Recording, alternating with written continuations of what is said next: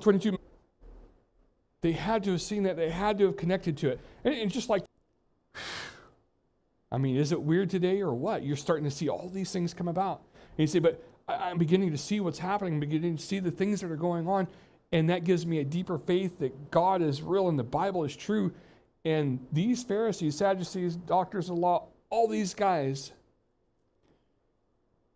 in spite of the evidence, reject Jesus. Man, what a wild thing. But Jesus was going to go to their pride issue. Now, let me be honest. We all have pride issues, don't we? We don't need to let our pride separate us from Jesus Christ, but you see that happening, especially here. So Jesus begins with the parable. Now, back to Mark 12, verse 1. It says, and he began to speak to them in parables. A man planted a vineyard and put a fence around it and dug a pit for the winepress and built a tower and leased it to tenants and went into another country. When the season came, he sent a servant to the tenants to get from them some of the fruit of the vineyard. And they took him and beat him and sent him empty-handed, or sent him away empty-handed. Again, he sent to them another servant, and they struck him on the head and treated him shamefully. And he sent another, and they killed. And so with many others, some they beat, some they killed. He had still one other, a beloved son. Finally, he sent him to them, saying, they will respect my son. But those tenants said to one another, this is the heir. Come, let us kill him, and the inheritance will be ours.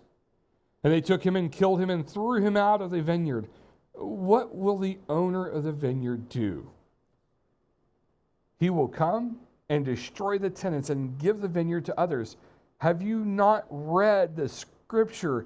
The stone that the builders rejected has become the cornerstone. This was the Lord's doing, and it is marvelous in our eyes.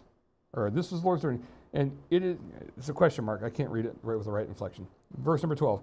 And they were seeking to arrest him, but feared the people, for they perceived that he had told the parable against them, so they left him and went away. They perceived well. Yeah, he told it against them. And yeah, he's making a point to it. Who is the owner or the man who planted the vineyard? Oh, that would be God. God the Father. And he sends God the Son after all the prophets have been killed. And you say, wait a second, when you talk about the prophets have been killed, what was it that Jesus said in Matthew 23? Listen to Matthew 23, verse 37. Listen to this. O Jerusalem, Jerusalem, the city that kills the prophets and stones those who are sent to it. How often would I have gathered your children together as hen gathers her brood under her wings? You were not willing. Oh, they recognize it immediately that they are the vineyard and that they have been attacking the people that come. How are most of the prophets in the Old Testament treated? The answer is poorly. You think, what a prestigious job. I can be a prophet. I can be so amazing. And everything's going to go well. I'll have my own magazine. And that's what you would think, being a prophet of God in the Old Testament. And the Jews they would just take care of you. And you're the best thing ever. Ask that to Jeremiah. See, how did that prophet thing work out for you? Ask that to Jonah. How did that prophet thing work? You had to go do stuff that, but I would say what's funny with him is the people that weren't his people appreciated him.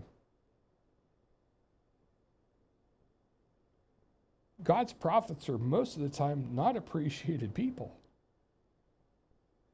Sometimes pastors, not appreciated person. It can be one of the tougher things, having to contend with all the things that happen. And let me say this. If you take a stand for God, not necessarily in the role of prophet, but by saying Jesus is right and pointing people to the Bible, pointing people to God,